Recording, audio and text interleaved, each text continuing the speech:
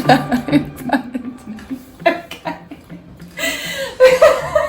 At least you didn't do that.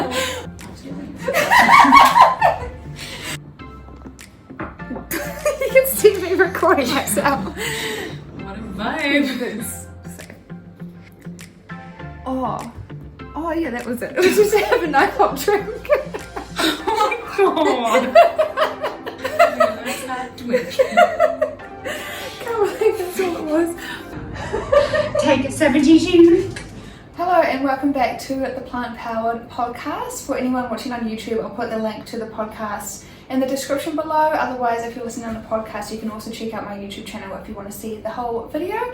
So today I've got something very exciting. I'm interviewing Lucy, who is a woman's confidence coach. I thought that would be really cool for something different because even though the podcast is called Plant Powered, I want it to be focused on women's and everyone's health. It's a holistic point of view, and there's so much more that goes into it. Food is a huge part, but I want to touch on many more aspects as well. So I hope you enjoy the podcast. So I'll just give a little bit of an introduction to Lucy so she can tell you about herself. Hi guys, like I said, I'm Lucy. I'm a women's confidence coach. I mainly work with women that are ready to regain their confidence, really want to find their self-worth again and fall in love with the body that they see in the mirror every single day. Being a young woman that, struggled a lot with the way that I thought about myself, with different eating disorders, anxiety, depression, growing up in not so great circumstances, I so understand and so hear the struggle that women go through on a day-to-day basis.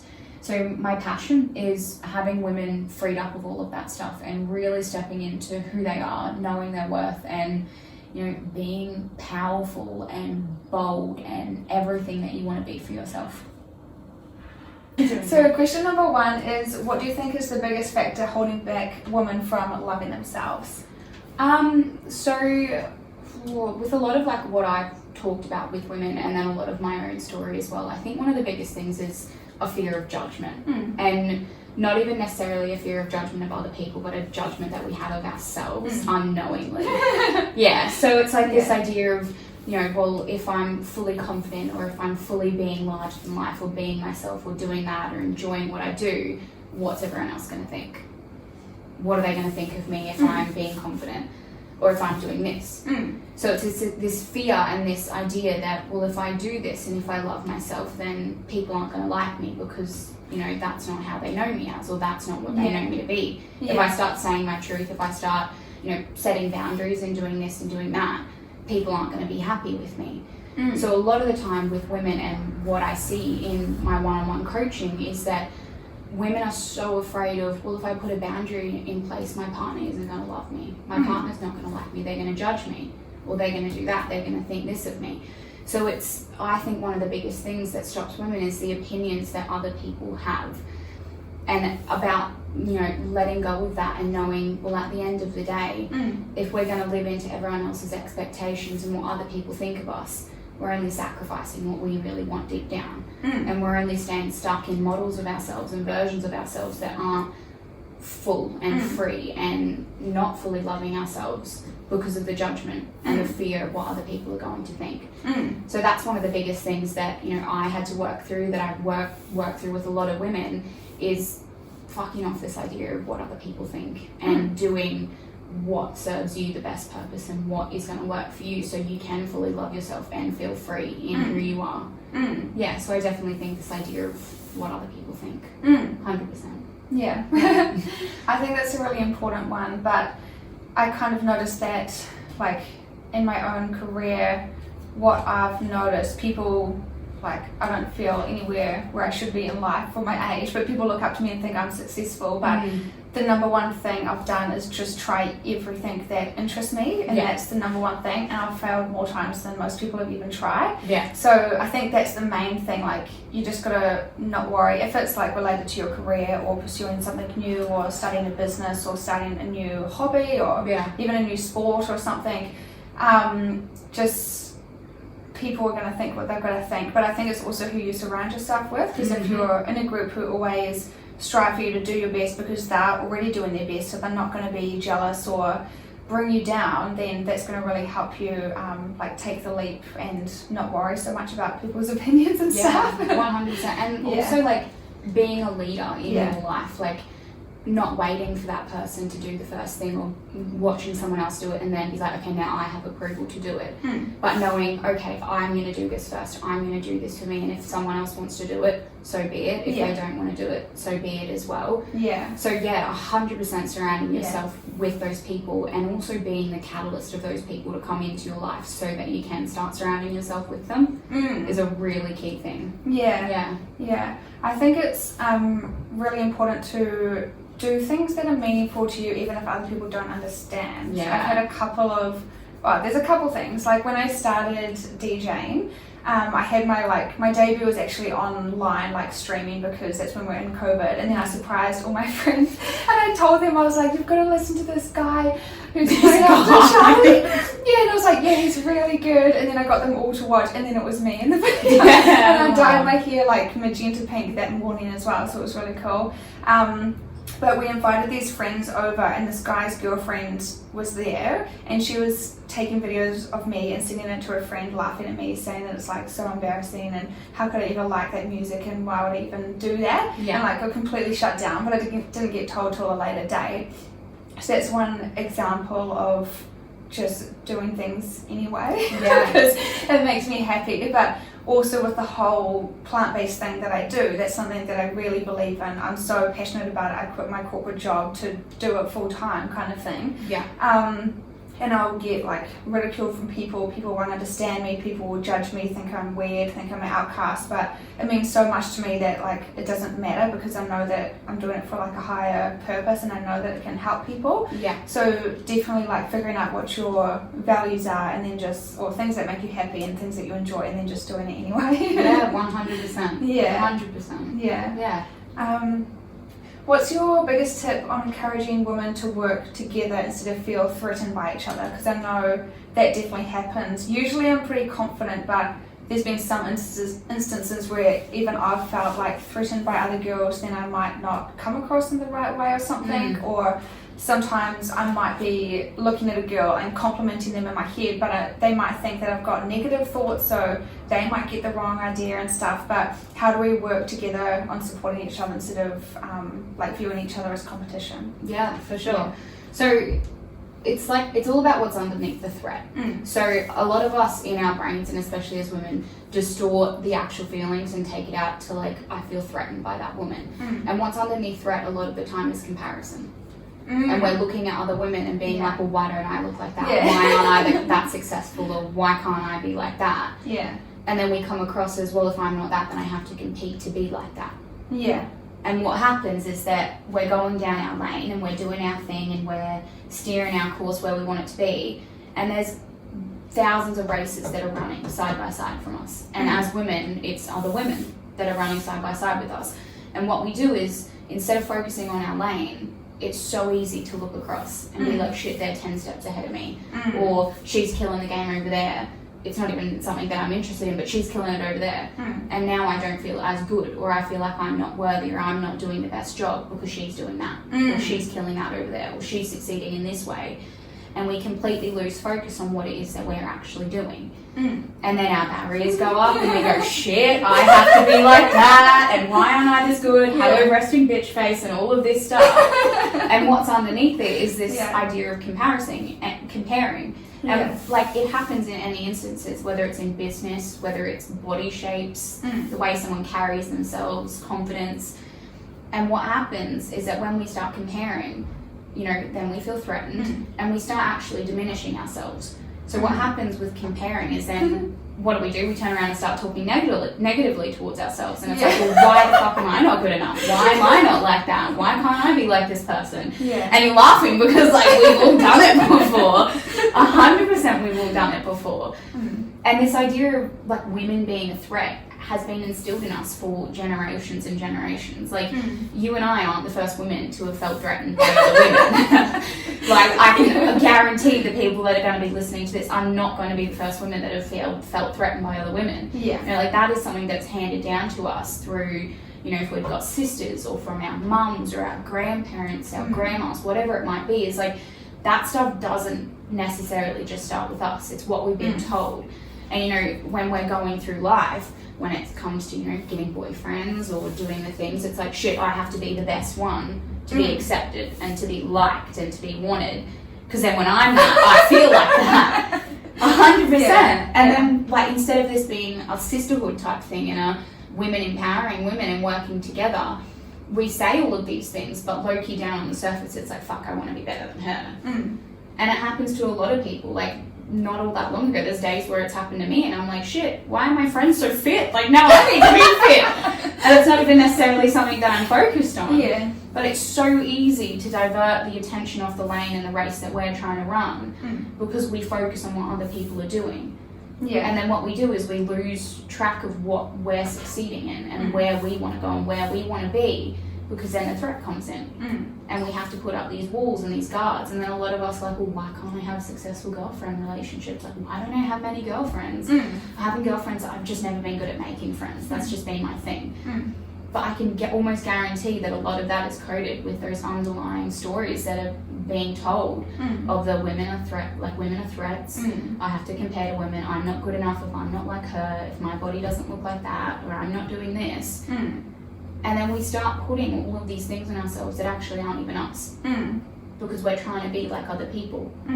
So it's not even necessarily like the threat that comes up. The threat is like the top coat of what there is. There's so many other stories that are encompassed underneath threat, and the background stories of years and years worth of different shit piled on top, that's how threat then comes up. But yeah, comparison, I think, is the biggest tip to, you know, piss off if you want to start working together with women and have success with women and have that sisterhood, is that comparison isn't even a thing that needs to be like brought into the picture. Yeah. I've kind of been on like a rabbit hole over the last few years because when it comes to physical beauty and our bodies and stuff, I'm confident in my body. So when I see other girls who are doing the same shows as me, or they're like even a step above and they look amazing, I never want to, like, I would love to be there, but you never should want to have their body, because you should use them as inspiration to stay on track with your goals, but to improve your own body kind of thing. Yeah. So I'm good with that side of it, and then usually just use them for admiration and like inspiration to keep going. But I think I've been freaking out because I turned 25 in a week and I feel like so far behind in my life. And I was like, oh my god, I thought that I would have a house by now, and I thought that I would have a stable relationship so I could be married at like 27 or 28 and then have kids at 30 and then have a successful like business that's like making, so I can just be free kind of thing. And then I look at my life and like it's just, I'm definitely happy. And I found my purpose, which a lot of people haven't found that, but there's people who I went to school with or people younger than me and they've already bought houses and have families and stuff, and I was like, oh my god, I don't own anything, like I've got no security. And I said that to my friend and she said, I would love to own nothing, I would feel so free. And I'm like, oh really? So it was kind of a good way to realise. And my colleagues said as well that they probably look at my life and think the same, that they wish they had the things that I do. So I was like, oh, that's probably a good point. We're always looking at the other people thinking that they've got it better or that their life is better, but our own life is actually really awesome at the same time. So it's about like finding the things that are going right and just finding happiness in each day and think about the things that you have achieved instead of instead of what other people have, because everyone's like got different areas that they achieve at different times and like different life stages and stuff. But I've definitely been feeling that for a few weeks. 100%. I was like, oh my god, halfway through my 20s to almost be 30. And like that's so easy to happen because, you know, there's like this untold rule book, right? Like we're almost given this untold rule book. Like when we come into life, it's like you go to school and then you go to uni and then you get a job and then you know by this time you already have a partner, so you're getting married this year and then you've got to pop out a few kids and you've got to have a house and a mortgage and do all this traditional stuff. It's like, where is this fucking rule book? Like, who has written this rule book? I want to see a copy of this damn rule book that tells us that we have to have all of these things done by a certain point in time.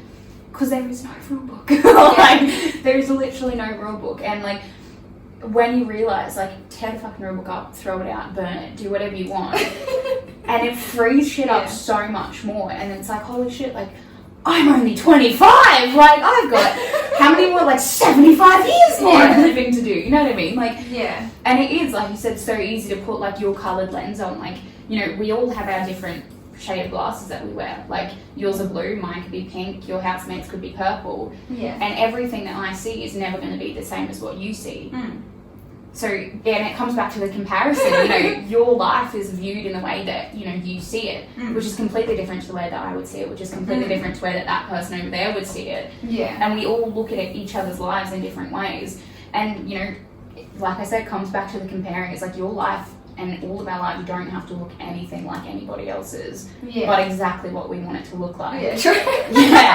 And like this damn rule book, I have this conversation so much, and I was like, where the fuck, can you show me this rule book? Can you bring it to me so I can read where these lines are, and then I'll be like, okay, cool. Okay, by 25 you should be married then.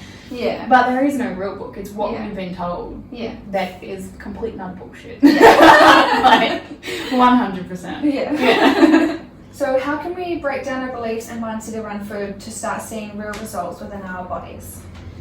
So this is a really like big thing that I talk about a lot, and especially being a confidence coach and having women fall in love with their bodies, like this comes up a lot. And the biggest thing is everyone wants to change. So women come and they're like, I want to change this about myself, or I want to, you know, I want to do this, I want to lose this amount of weight, and I want to do this and that.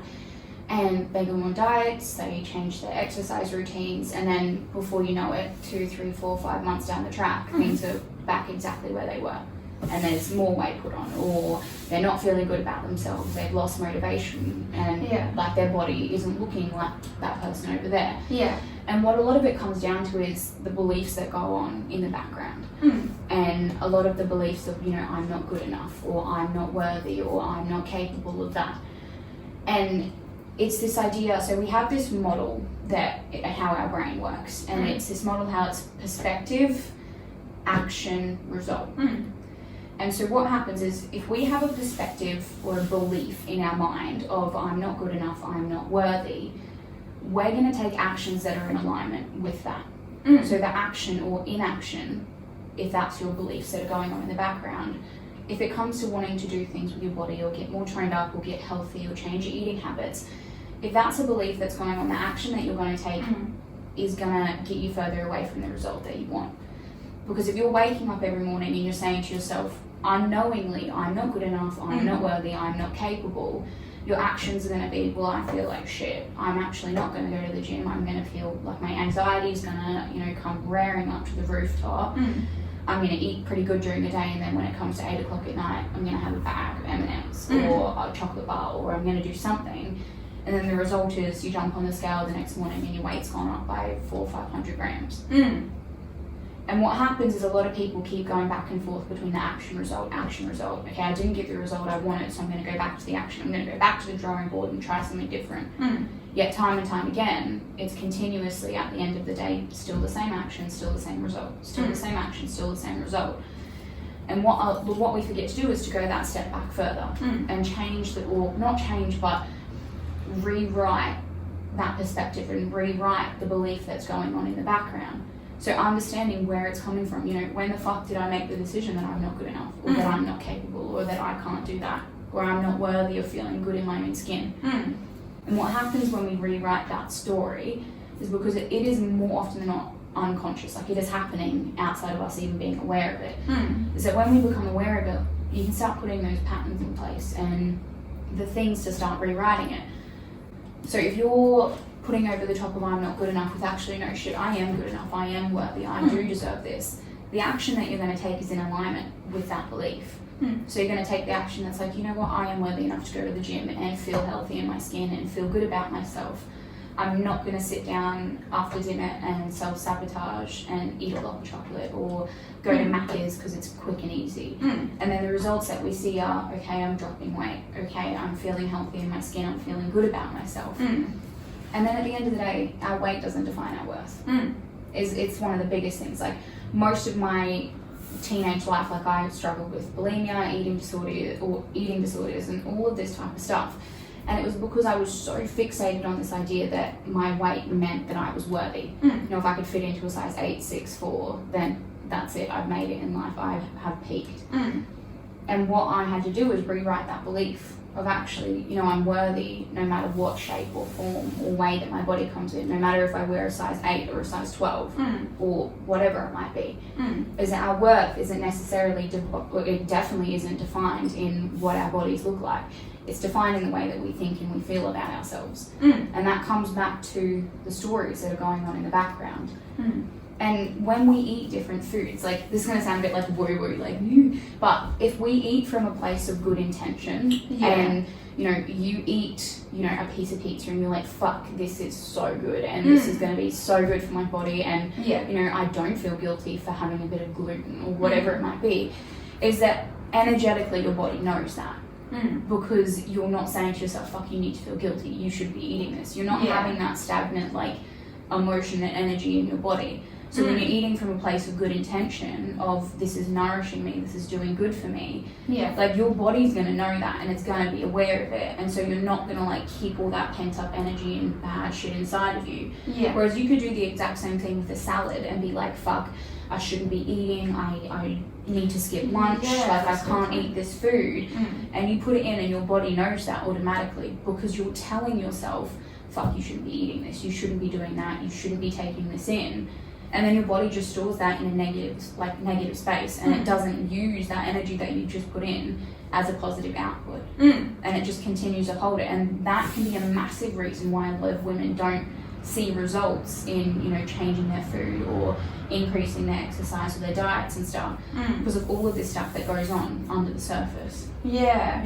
I think there's a few points to touch on. I feel like I do that subconsciously, but I've never heard it explained before. So when I still, like, eat gluten free because I can't tolerate gluten. And same. But like, if I get, like, a veggie pizza that's gluten free but get it from, like, a takeaway store and I'm like, oh, I really want this pizza tonight, and I lay in bed and eat it and I just think it's so delicious, and I'm like, this is, like, I think I use wording if I'm having, like, some wine or pizza or chocolate, I say that it's, like, good for my head or good for my soul. Or that you just want it. Like, shit, I've had a big day, I actually want to have a glass of wine. So I don't feel like, I feel like that's really true. Like, if you think, oh my god, this is going to make you so fat and put weight on, then it literally will. But when I say, oh my god, I can't wait to enjoy this tonight, and I savour every bite so it doesn't, like, so you don't have all these intense cravings all the time because you just enjoy those foods every so often, then it doesn't have any negative impact. And I always say that chocolate's, like, an essential in my pantry. So 100%. So I always allocate for it. I'm like, I'm definitely going to want chocolate later in the week and buy it. So I definitely think that's true. And then I've been looking into some body confidence stuff, and I feel like what helps me is saying that my body goes through stages. So when COVID hit and the gym was closed, I didn't like home workouts, and I basically had a year off exercise. I only did, like, 1 or 2 light workouts a week, and, like, lost a lot of muscle, had a lot softer physique, and I would still look in the mirror and just call myself cute. I'm like, oh, I've never seen myself like this before, it looks cute. And I think that helps in knowing that it's just a stage, and I could always, like, I've gained my physique back, so it's fine. So same for women who may be going, like, having a baby and stuff, it's just a different life stage. But then I've also heard people who really do not believe that they look good no matter what. It's just viewing your body as neutral, so just thinking about how it physically helps you, like, oh, I'm so happy for my stomach because it digests my food for me, and all these different things, and just viewing it as neutral rather than even viewing it in an even attractive way, if that makes sense. So depends on the person, but I find that helps, just calling yourself cute or rather than sexy if you don't feel sexy, or just saying that it's just a stage that you're going through can definitely take off some of the pressure. 100%. And, like, everyone is different. Like, I really only talk about the stuff that, you know, has worked for me and that I know has worked for the women that I work with. So everyone's gonna have their different ways of how they go about it. Language is, like, one of the most powerful weapons that we have that we're not even aware of. So, for example, like, you know, I've heard so many women that say, I want to lose weight. I want to lose weight. And even in that sentence alone, there's so much to break apart from that. So you imagine, like, if you've got your wallet and you've got $50 in your wallet, you're not going to say, shit, I want to lose $50. And if you've lost $50, you're going to say, okay, I want to find that $50 because I've lost it. So the language that we use around our weight, even saying, oh, I want to lose weight, your brain interprets that as, okay, we've lost something, we have to go find it. Because when you lose something, you find it, right? So that's why a lot of women, when they are telling themselves, okay, I want to lose 10 kilos, they might lose it and then regain 10 plus 5. Is because our brains are like little toddlers. So whatever we tell ourselves, our brain is like a little kid upstairs. And little kids are like, you say, oh, you've lost this. They're like, okay, I'm going to go find it. Da, da, da, da, da. So our unconscious mind is like, well, if you're losing it, we're going to go find it, right? And then without even being aware of it, you go back into the habits, you go back to eating the bad foods or doing this or doing that. So instead of it being this idea of I want to lose this or I want to lose 10, 5, whatever it might be, is I want to maintain a healthy weight of. That's better. I was going to say what language should we use instead. And like language is hard. Like when I first learned that, I was like, what the fuck do you say instead? Like you've always been told I want to lose, like you want to lose weight, right? I want to maintain a healthy weight of. Because that holds so much more positive like energy with it. And then your brain's like, okay, well, we're going to maintain a healthy weight of. And there's no negative attached to it. And even when we talk to our bodies in the mirror, you know, like you said, you would stand and say, I look cute today, is you're focusing on a positive. Whereas if you were to stand in the mirror and say, you know, I don't want to be overweight, your brain is focusing on being overweight. So because there's not even like a positive kind of language around it of, I look good today, or I look cute, or I look sexy, your brain automatically is going to gain weight. Because what you're focusing on is the negative. And our brains, like I said, are sneaky little toddlers that are like, well, whatever you're saying, I'm going to look at. And when we give things a negative like analogy and a negative antidote to follow, our brains are going to follow it. So words are the most powerful thing that we have that we're not even aware of, and we've been so trained to not use our words powerfully and positively even towards ourselves that it's almost just like this loop of, you know, unconsciously negatively talking to ourselves that have us think and believe the things that we believe about ourselves. I think there was one other point to touch on as well.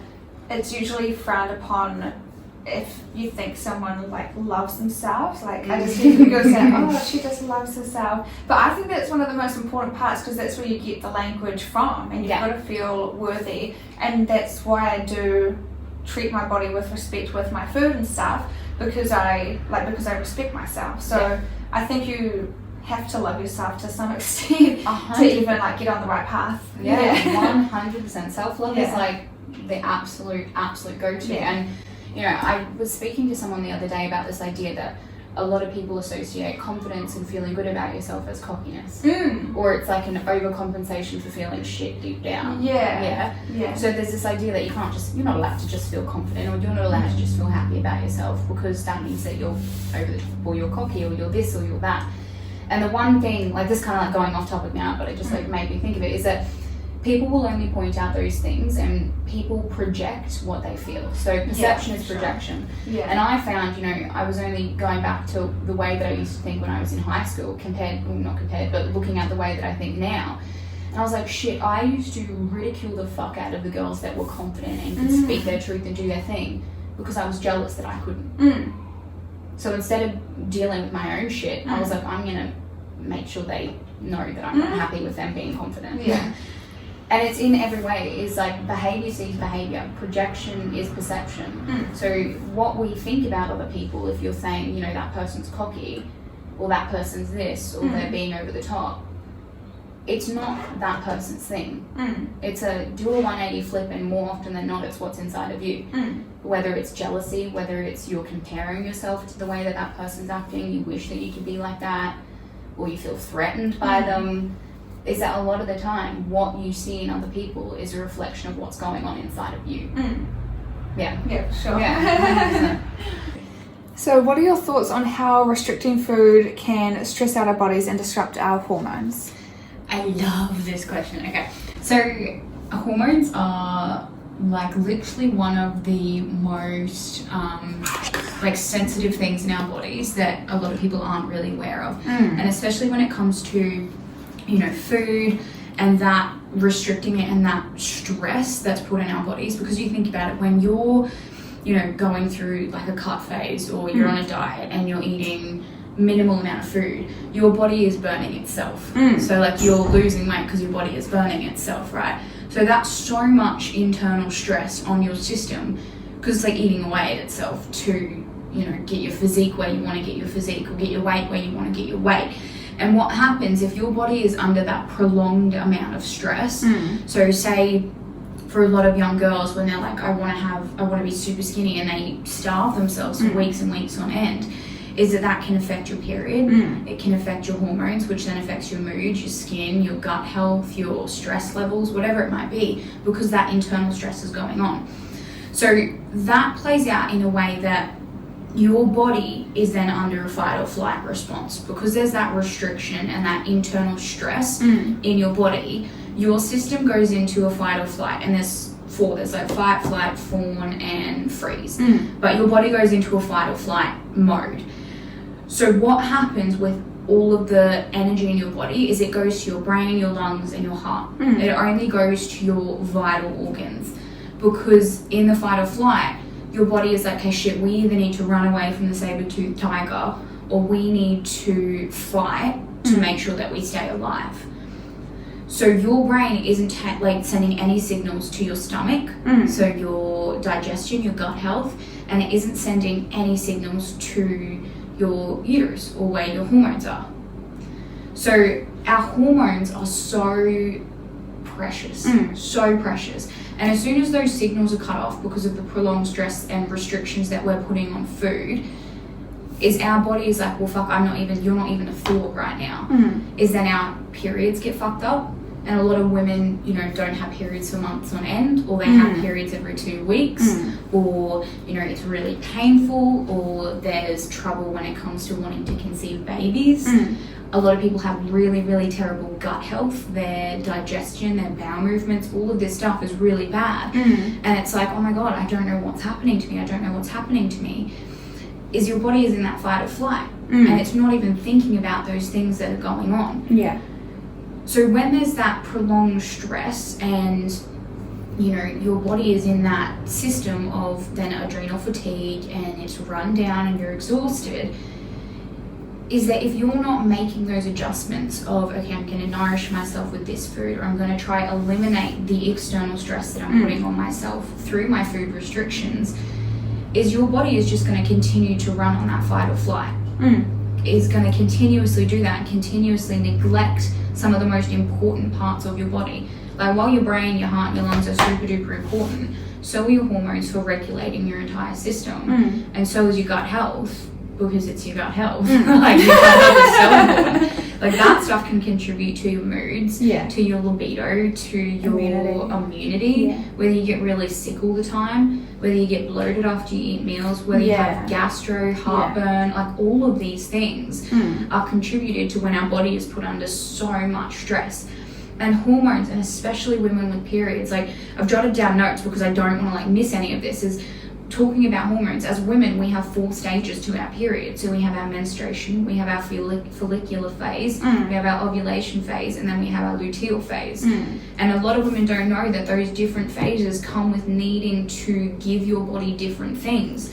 So when you're in your menstruation phase, like, your body is so exhausted. Like, you've had a peak of progesterone. I cannot say that hormone at all. Progesterone. Yeah, that's the one. That's like one word. I've never heard it being said before. Yeah, that hormone. Is that your body is like at a massive peak of that, and when you start bleeding, so the first day of your period, it gets rid of all of that hormone. So you're super tired, your energy is like at a super low peak, your body needs replenishing, like it needs all the good stuff. And if you're in that stage of your period where you're bleeding and your body needs stuff of you and you're still restricting it, is that you're going against like the natural order of what your body is wanting and what your body needs at that point in time. Yeah. And then in your follicular, your ovulation, like your body then rises and goes to a massive peak of like super duper heaps of energy because your testosterone and your estrogen is like, we're in baby making mode, like let's get this shit on the road. So then that's the time to be doing more stuff, to even be increasing what you're eating because your body is ready to be burning it. Yeah. And then in your final like luteal stage, right before you go back to your period, this is a stage where, you know, you've not fallen pregnant and your body is getting ready to have another period, to get rid of the eggs that have been, you know, plopped out. So your body has these cycles. Like our periods aren't just a 4-week process, 28 days and I feel like shit and then I get my period and my skin's bad and I yell at people. Like there's so much to it. And when we restrict the food that we put into our bodies and we put that stress on ourselves of, well, I can only eat 1 meal in the morning and half a meal at night, is our body is neglecting like the actual flow of how our hormones should be running. And it's been so normalized, especially for women, that I have a shit period. Like, or I have really bad period pains, or, you know, you have 3 weeks break between your next period, I only have a week. I used to have really, really bad periods. Like I was the girl that would have a period 1 week, have a break, and then have a period the next week. Like it was bad. And it wasn't until I started, you know, working on where are the stresses in my life, not even external, where are the internal stresses, like anxiety, depression, all of those things. What can I start doing to alleviate and eliminate those things? And as soon as I started doing that, my periods have never been more normal. Like zero, like really no pain, super often. They only last for 4 days. Like, and it's so like normal now. Like that's the normal period. And it is such a normalized thing that our hormones, like, well, I have shit hormones, my hormones are just all over the place. Yeah. Like, it's not normal. Yeah. And like, it sounds shit to say, but it's not normal that our periods are all over, like, our periods and our hormones are all over the place. But it's when our body is internally focusing on other things, such as our fight or flight and keeping ourselves alive, is that those things get neglected. And you and I had this conversation like a couple of weeks ago about how our emotions can, like how our pent up like energy and emotions can affect our periods as well. And it's exactly like, you know, if you've had something upsetting go wrong or something stressful go wrong or something that's given you really bad anxiety, it's going to have the same reaction as restricting types of food and putting that stress on yourself. Is that when your body is focused on other avenues and it's like, well shit, you know, even though it's not the saber-toothed tiger, like I'm feeling really triggered or anxious or my trauma's coming up in this area of life, your body instantly is like, okay, we're not firing anywhere that isn't essential or isn't vital because we're going to keep ourselves alive. And it happens like with a lot of women and even men when you continuously get triggered over different things. So you go into a scenario that's quite similar to, we're going like really off topic now, but oh well. When you go into a scenario that has some type of connection to something that might have happened to you in the past that's upsetting or that's traumatic, is that your body associates what's happening in front of you with that past traumatic experience, and it triggers you and it puts your body into that fight or flight or fawn or freeze response. And that's when then your hormones can start going off tilt, and when your gut health can start doing the really terrible things, and all of the internal works aren't like a nicely oiled machine, is because our emotions come up and we don't run smoothly, because nothing in our bodies is independent of anything. Like everything is connected to each other. Yeah, so if your gut health isn't working, it's not just because your gut health isn't working, it's because that this is connected to this and this is connected to that and that means this and that. And it's the same with like our reproductive organs. Is everything is connected, absolutely everything. So when it comes to restricting food, when it comes to emotional triggers or stagnant energy in our bodies, that can so often and more often than not be the catalyst of why our hormones are fucked up or why our gut health is shit and we have to take supplements. Is nothing is independent of ourselves. But then obviously there are instances where, you know, you have to take things to try and help with different stuff that's going on because it's genetic or whatever it might be. But a lot of the time it is because we've got that stress on our bodies and our body isn't responding in the way that it should be because of that stress. Yeah.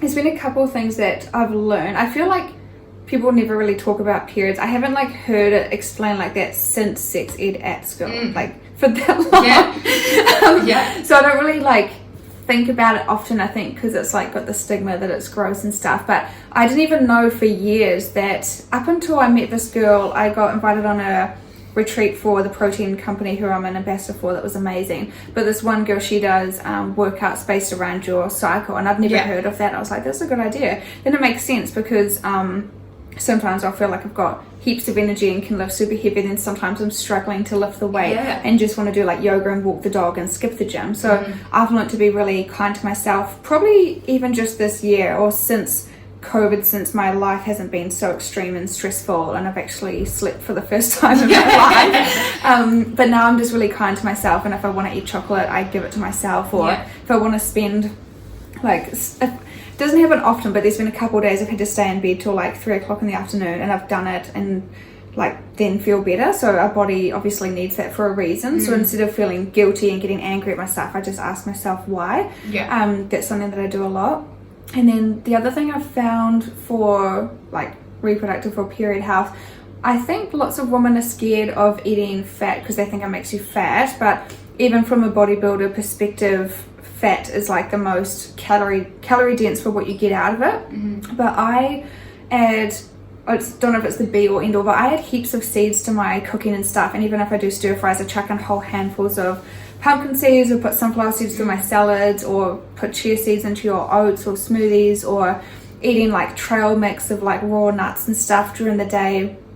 Sometimes avocado and stuff, but I just think people are scared to do that because they think that'll make them fat, but it's also a really good source of protein. And then when you eat the good fat, it helps flush out the bad fat from your body. So I think people probably don't really do that enough or prioritize eating fast, but I think it can definitely help balance your hormones from like a nutrition standpoint. 100%. And talking about like your periods as well, as even as women, we're so undereducated on what our periods actually are. Like, so undereducated. And it's such, like, periods are a normal thing. Like, they happen to all of us. But they've gotten to the point where they're so normalised that they're not even spoken about.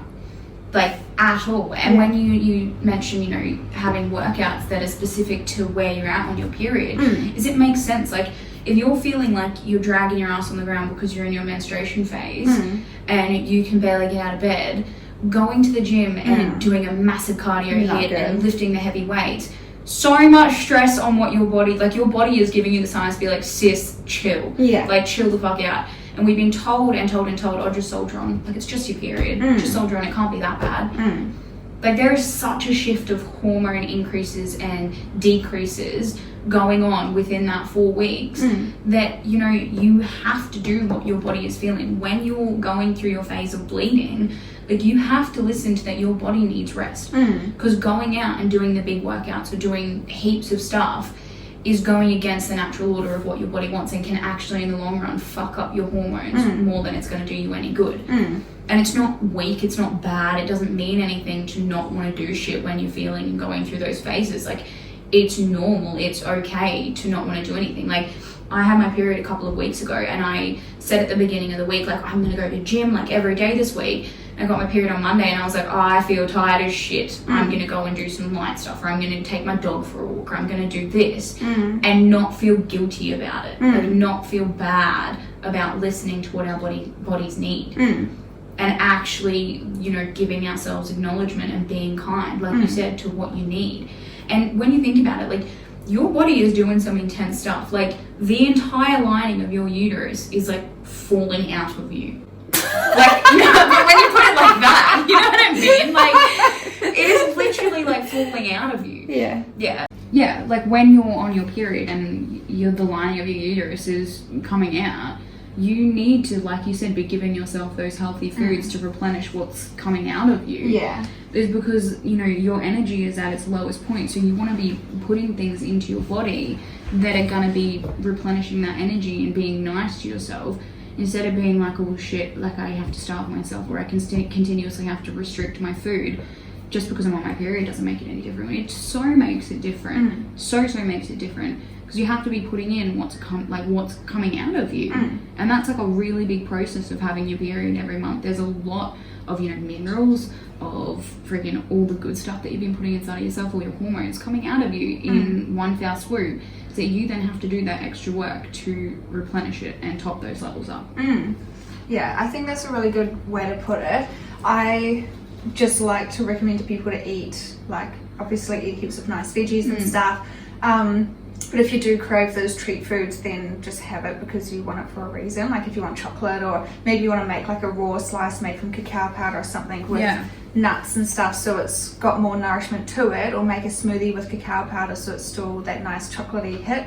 So just making sure you eat enough healthy fats and things like that, and then pour yourself a nice drink, whether it's a tea or a nice hot chocolate or something else nourishing, and then just pour in a bath and even add in some Epsom salts or some lavender flowers. That's what I did last time when I had mine, because I always get like extreme pain in my hips and stuff, so I swapped out the gym for a bath, so that was a good way to relax. So the next question is, what are your top tips for anxiety and confidence? So I'm going to start with confidence first. My top tips for confidence is repetition. Like, honestly, repetition is, because no one is born confident. Yeah, you look over at that person, you're like, shit, she's so lucky, she's so confident, like, that she was born that way. Like, no one is born just like that. It's because they've practiced it and they've done it and they've embodied it. And confidence feels like shit when you first start it. Like, and that's probably a really like hard way to say how confidence is, but it's the reality behind it. Is you get confident because you do things that are outside of your comfort zone.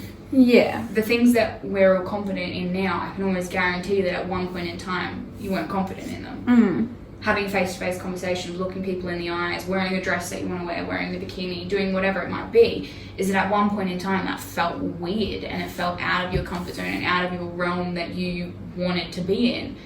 But it only became confident and you only became comfortable in that area because you kept showing up and you kept doing it and you kept going into it and stepping into that area, because that's how you want to know yourself as.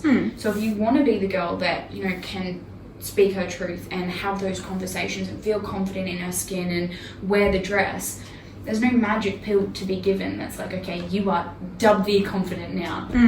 No, it's about doing it even when you feel like you can't, even when you feel like you don't want to, like it's outside of your comfort zone. Because after you've done it, you're going to feel fantastic that you've done it. It's going to feel shit to be like, oh, I have to have that sticky conversation. You have the sticky conversation and you get the results that you want to be getting. You know, a lot of women, I only had a conversation the other day about a woman that wants to ask for a pay rise in her job. And she was like, well, shit, like, you know, my boss hasn't come to me about a pay rise. Like, I don't know if I can do it, blah, blah, blah, blah, blah, all these things. She wasn't feeling confident in being like, actually, my worth is way much more than what my hourly rate is right now.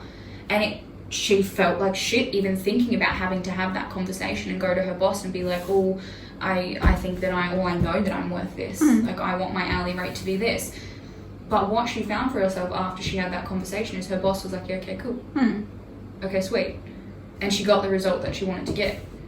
And even in the scenarios that we do something and we might not even get the result that we want to get, like you want to have that conversation and feel confident speaking your truth, you might not get the answer that you want to get. It's about not giving up and not thinking that you're a failure in that moment in time.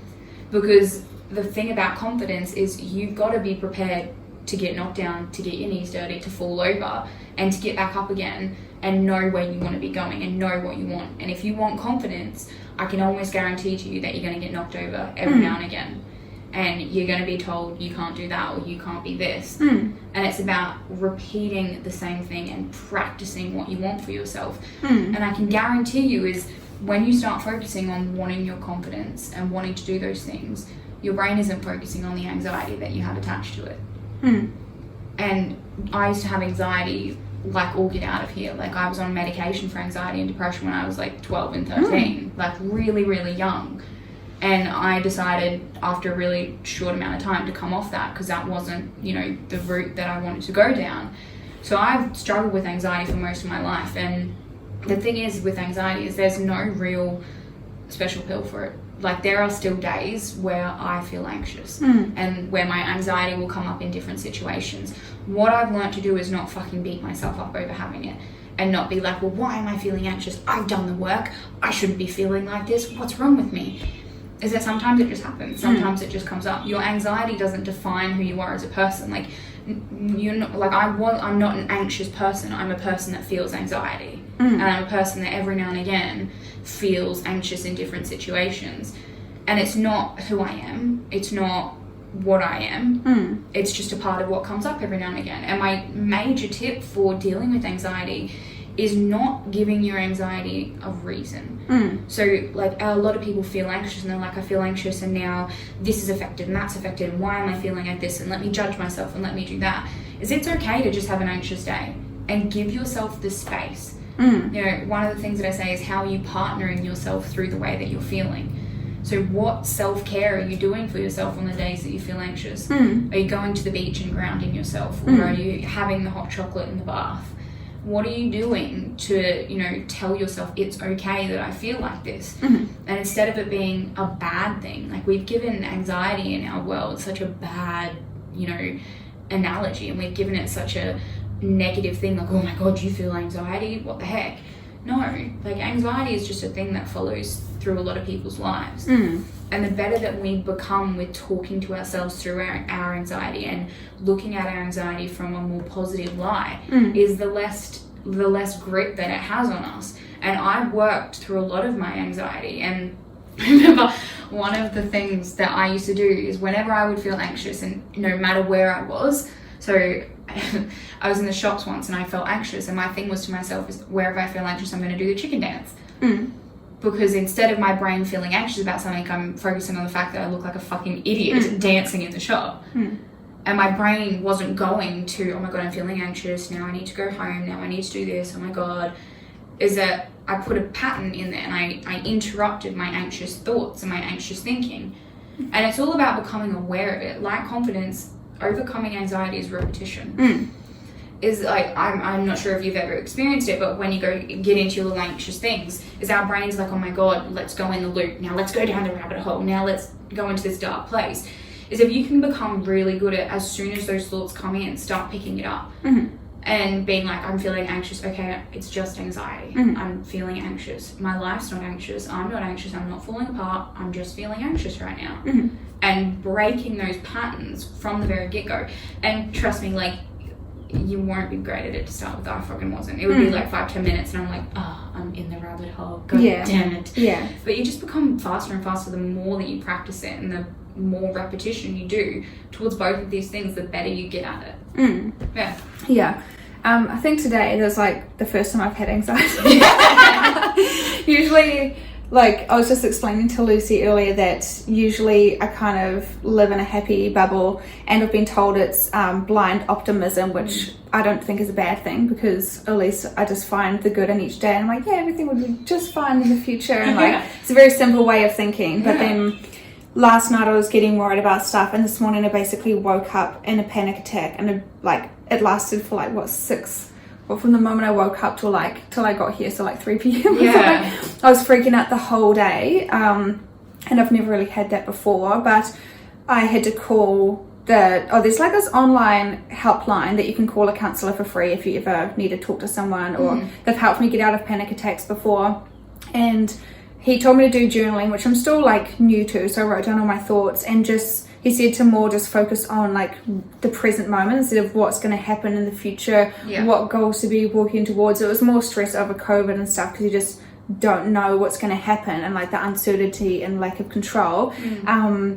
But what can I focus on this week or even just today? And then also just cleaning up my space, because I think because of my mental health, like I just threw everything everywhere, not like physically throwing things, but everything was like so built up that I couldn't even think. So this morning I just like vacuumed everything, put my clothes away, and did a few basic things. And then the other tip I had was calling a family member or friend who makes you laugh. So I called my nana and my dad, and both of them helped like calm me down, which was definitely good. But usually I'd call my best friend and she'll make me laugh, or like make a lighthearted joke or something, and then it completely helps get you out of that mindset. So I think all of those things help, and grounding, if you can get out into nature, that will definitely help as well. But 100%, like what you did, redirecting where that anxiety is. And you know, panic attacks, like I used to have panic attacks like crazy, and one thing that I want to talk about in panic attacks is like it's our body going into like a little shock kind of system.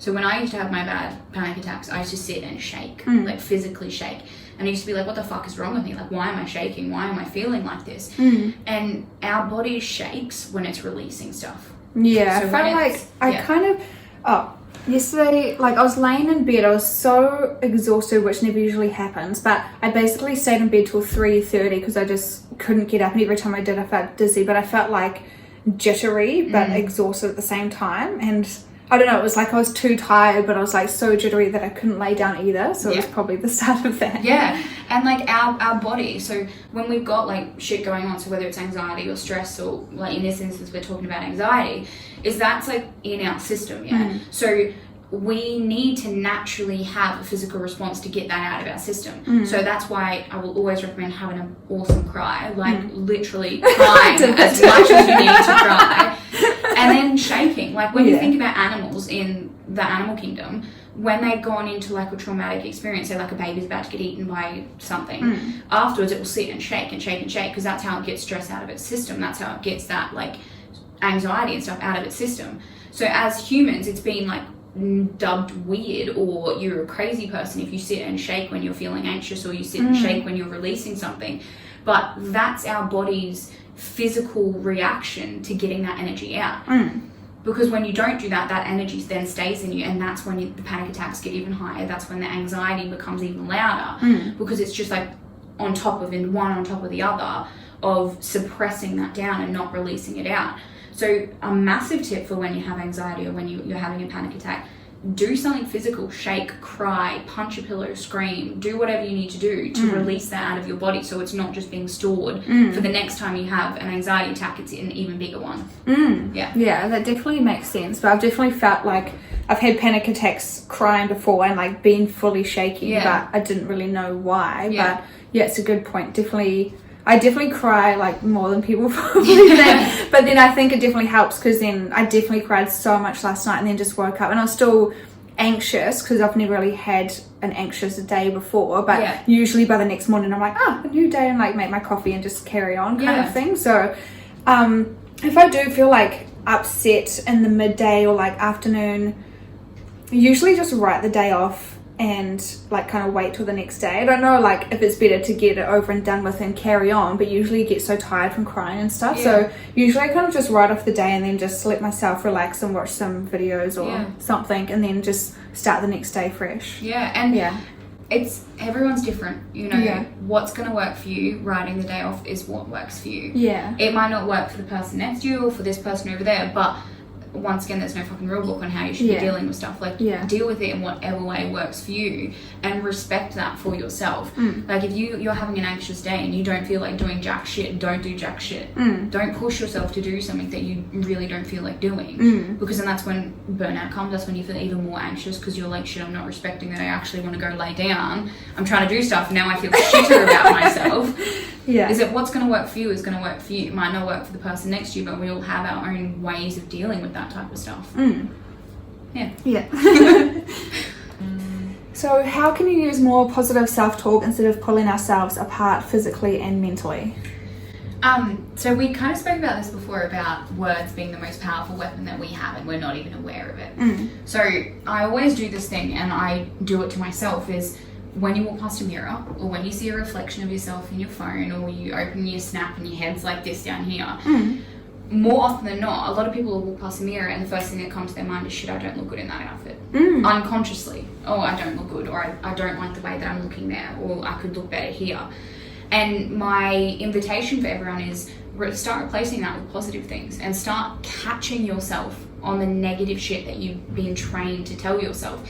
It's because we didn't pop out as little babies being like, I'm going to talk negatively about myself. Like, we didn't pop out and start thinking that stuff. It's the way that we've been trained and what we've seen and how we've been programmed to think that it's okay to talk to ourselves in those types of ways. So, and especially as women, I know I grew up watching my mum talk so negatively about her body. And that's not my mum's fault. That's not my grandma's fault. That's not anyone's fault. It's been a normalized thing to, you know, talk bad about the way that we look and who we are. So my natural programming, having watched that, was, okay, well, we talk about our bodies negatively, and that's normal. That's the thing that you do, right? So it's a program that's instilled in us, is to talk to ourselves negatively. And a lot of people think, well, that's just the way that I am. That's just the way that I talk. So you didn't pop out like that. You've been programmed to be like that. So if you can be programmed to be a way, you can reprogram yourself to be another way. So it's the small things, and becoming aware of it I think I said like 5 seconds ago, is we're unaware of the way that we even talk to ourselves because it's so normal and it's so habitual. So when you can start becoming aware of the little noises that are happening in the background of when you walk past a mirror, instead of it being shit, I don't look good, it being like, I look nice in those pants. Like replacing it with those little positive things and becoming aware of how you actually speak to yourself. Because I did this exercise in my last group program, and a lot of the women messaged me back and they're like, shit, I didn't even realize how bad I was actually talking to myself until I became aware of it. And that's the thing, like when you become aware of it, it's like, holy shit, like I talk so bad to myself. And then the second thing is, would you talk to your friends, your mum, your grandma, your sisters, the way that you talk to yourself? So would you look at your mum and be like, you look fat in that dress?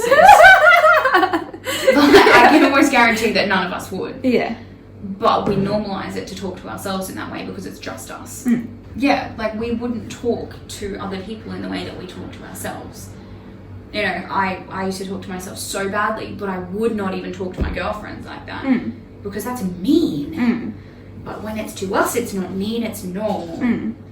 So it's about replacing those normalized habits with habits that feel unnormal, that feel unfamiliar. Because I can guarantee if you do that for a month, what is it, 21 days to start a new habit or something like that? If you spend the next 21 days replacing the way you negatively talk about yourself with positive things, it will become a normal habit. And it will become something that you just do. Yeah. Like I wake up and I look at myself in the morning and I don't even necessarily say it out loud, but I make sure it's a habit that I do it every morning, and nobody knows this, but I look at myself and I'm like, you look good today. Like you look good and I like the way that you look and I like who you are. Because I don't want to set my day up negatively. I don't want to set my day up by looking in the mirror and trying to suck in my hip dips or bring my tummy in. Like, I didn't even freaking know hip dips were a thing before like a couple of months ago. Someone said it to me. I was like, what the fuck is that? Yeah. Yeah. But it's these things that we pull apart on ourselves because it's become normalized. And all of this stuff, one of our first questions, come back to comparing. Like, who said that you can't look like that? Who said that you can't actually be nice to yourself? Who said that you have to be this type of way or you have to look that type of way? Yeah. Nobody did. We've been programmed over years to think that that's the okay thing to be doing, is to be pulling yourself apart. The first step of loving yourself is, instead of pulling yourself apart, building yourself back up and talking to yourself in a way that's actually bloody nice. The next question that kind of comes off that as well is, what are the most common limiting beliefs you see? I never really knew what they were until I did another girls course, and that was really interesting because I've never really heard of it before. But what are the most common things you kind of see with your clients? Yeah, so limiting beliefs is like, a lot of people don't really know what limiting beliefs are. It's like, what is that? I just think the way that I think. Right? Yeah, that's true. Yeah. So like, obviously you and I know what limiting beliefs are, and like we'll refer to them as limiting beliefs, but it's also just the way that people think. Hey, so it comes back to what we spoke about before, is a lot of women, and a lot of what I see is that I'm not good enough, or I'm not worthy, or I'm not capable, I'm not pretty, I'm not smart enough. Is we think that that's just the way that we think. Yeah, a lot of women think, well, that's just how I feel about myself. Is that's bullshit. Like, the feelings that you have aren't bullshit, but thinking that that's just how you think, like, it is how you think, but it's not how you were born to be thinking. It's what you've been programmed to think. Yeah. And it's because of one or several points in time. Yeah. I really love this like metaphor. So imagine like a little baby elephant, right? At the circus, the ones they use for entertainment, and how it has the chain on its leg and the chain that's attached to a little stake in the ground. And what this elephant learns for itself over time is that no matter what direction it goes in, no matter where it pulls to, no matter what it tries to do, is that it's stuck to where that stake in the ground is. So it can go running as hard as it wants, but because it's a little elephant, that stake is in the ground, so that's where it has to stay. So that elephant decides for itself at that point in time, when he's a little baby, that that's just how life is, that that's just how it has to be. And it's the same with what we do as people, is that at one point in our time, way back when we were little, we've put a stake in the ground around a scenario and we've chosen for ourselves and we've decided on these limiting beliefs that I'm not good enough because someone said this about me, or I'm not smart enough because I didn't get this grade in school, or I can't do that because this stake in the ground. And that elephant grows up to be this enormous, massive, powerful animal that still doesn't move away from that stake in the ground. Yeah, that's because what it's decided for itself way back when was, this is how life is. So I'm not going to test the limits, because I know even if I go in that direction or this direction, or if I pull against it that way, this is just how life is, right? So it doesn't even test it. It doesn't even look for different options. Where we bloody know that little stake in the ground would be fucked if that elephant tried its hardest to get out of there. And it's exactly like us as people, is that we become so attached to this world that we know ourselves in way back when, is that we don't even think that we can think differently. We don't even think that life can be different beyond the stake in the ground that we put there for ourselves. And so it becomes the way that we think. Our limiting beliefs and the limiting decisions become just the way that we think, because we're not even aware that there's a different way of thinking. Because we're not going to go against what we've decided for ourselves way back when, because that's just life, right? I'm just not smart enough. I'm just not good enough. And it's so not the reality of it. It's a decision that was made way back when that has now dictated the way that you've conducted your life, and the way that you think about yourself, and the way that you feel, your relationships, your confidence, your self-worth. And that stake can be taken out so bloody powerfully when you decide that that's actually not what I want to keep doing. So yeah, these limiting beliefs are normalized ways of thinking that were actually decisions way back when. I went through this thing because I only basically just learned what they are, and then I realized what my own limiting beliefs were, and I spent quite a few months working through it, because I was like, how do you convince yourself of what you want if that's not the truth? If you're like, say these affirmations but they aren't actually happening and aren't even true, then how do you even believe this pretend sentence? And I spent months on that. I was like, I still don't even believe it, even if I say that to myself. And then I just kept doing it and saying these affirmations and stuff, and then it finally happened. I was like, oh my god.